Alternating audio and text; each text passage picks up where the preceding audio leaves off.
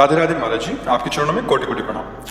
महाराज जी, जब मैं राधा नाम लेती हूँ या जपती हूँ तो मुझे लगता है कि शिव जी या गणेश जी कह रहे हैं हमारा भी नाम जप करो, हमारा भी नाम जप करो। तो मैं कंफ्यूज हो जाती हूँ कि किसका नाम है। तो समय गणेश गणेश बोलने में, जब शिव जी बोले तो शिव जी बोल रहे हो, तो परेशानी क्या है? वैसे हमें लगता है एक कोई भी नाम जप करोगे सब प्रसन्न हो जाएंगे। तो भक्त तो इसी पचड़े में फंसा रहेगा, किस किस को प्रसन्न करे। गोस्वामी जी कह रहे हैं, संकेत में समझिए, जा पर कृपा राम की होई, ता पर कृपा करे सब कोई। अगर आप राधा राधा रट रहे, कृष्ण कृष्ण रट रहे, कोई भी देवी देवता आपके विरुद्ध नहीं हो सकता, क्योंकि यही बने हुए हैं, यही प्रभु बने हुए हैं और कोई दूसरा नहीं। कभी ऐसा नहीं कि राम राम रट रहे हैं तो शंकर जी त्रिशूल लेके नाराज हो रहे, मुझे क्यों जल नहीं चढ़ाया, मेरा नाम क्यों, और गणेश जी नाराज हो रहे, मुझे लड्डू क्यों नहीं पवाए, मेरा स्मरण क्यों ले।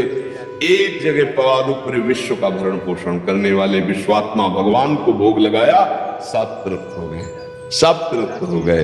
देखो, एक प्रसंग में आता है कि जब दुर्योधन ने दुर्वासा जी को प्रसन्न कर लिया तो पांडवों के विनाश के लिए एक वरदान मांगा कि जब द्रौपदी जी अपनी बटलोई जो सूर्य भगवान ने दी थी उससे प्रसाद पा ले, तब आप शिष्यों सहित जाएं।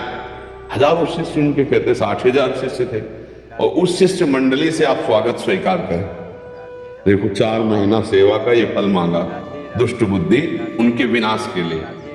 और दुर्वासा जी ध्यान के द्वारा देखा, जब द्रौपदी जी बटलोई से पा चुकी तो उसमें वरदान था कि जब तक द्रौपदी जी नहीं पाएंगे तब तक वो चाहे हजारों 10,000 आ जाओ पा लो, अगर द्रौपदी जी पाले फिर कुछ नहीं होगा उसमें। दुर्वासा जी पहुंचे शिष्यों के साथ, महाराज युधिष्ठिर जी ने देखा, प्रणाम किया, महाराज स्वागत है आपका, और प्रसाद की व्यवस्था, क्योंकि संतों से ऐसी बात की। तो उनका मैं आता हूं प्रसाद पाने, यमुना स्नान करके थोड़ा अपना नित्य कर्म करके आ रहा हूं। युधिष्ठिर जी कांप गए कि इतने शिष्य हैं, कंदमूल फल भी इकट्ठा नहीं हो सकता। द्रौपदी जी से पूछा, बटलोई पा लिया आपने? बोले पा लिया। वो तो बिल्कुल शिथिल हो गए। द्रौपदी जी का शिथिल क्यों हो गए? बोले दुर्वासा जैसा महर्षि आएगा और प्रसाद पाने को नहीं मिलेगा, साथ ही दे देंगे, अब क्या होगा? तो उनका, तुम्हें एक बटलोई पर विश्वास है, श्री कृष्ण पर नहीं, जो विश्व का भरण पोषण करने वाले हैं। जे ही याद किया, क्योंकि चीरहरण से और विश्वास शरणागति पुष्ट हो गई थी। जे भगवान देखा सामने से आ रहे, कृष्णा बहुत भूख लगी, द्रौपदी को कृष्णा कहते थे। उनका समस्या तो प्रभु यही है कि बटलोई में हमने पा लिया, अब कुछ है नहीं, वनवास का समय था, लाओ बटलोई। अब देखो भगवान की महिमा देखो, एक कोई पवित्र पतिव्रता पात्र मार्जन करेगी तो झूठा रह जाएगा क्या? पहली बात। दूसरी बात, सूर्य भगवान ने कह दिया द्रौपदी के पाने के बाद बटलोई में कुछ नहीं बचेगा, तो कुछ नहीं बचेगा। भगवान ने कहा बटलोई ला, बोले प्रभु तो धोखे रख दी, बोले लाओ। तो देखा एक शीत है, कहां से शीत आ गया? क्या द्रौपदी जी को पात्र मार्जन करना नहीं आता कि झूठा लगी रहेगी? क्या भगवान सूर्य ने कहा है कि पाने के बाद कुछ नहीं बचेगा तो वरदान काम नहीं करेगा? कर तुम अकर तुम अन्यथा कर तुम, श्री कृष्ण। वो ऐसे शीत निकाला, कहा जाओ ऋषियों को बुला लो, और उधर सबके पेट क्या यहां तक अपरा गए। भीम जी गए और कहा प्रभु दुर्वासा जी से, पकवान सब तैयार है, आओ महाराज।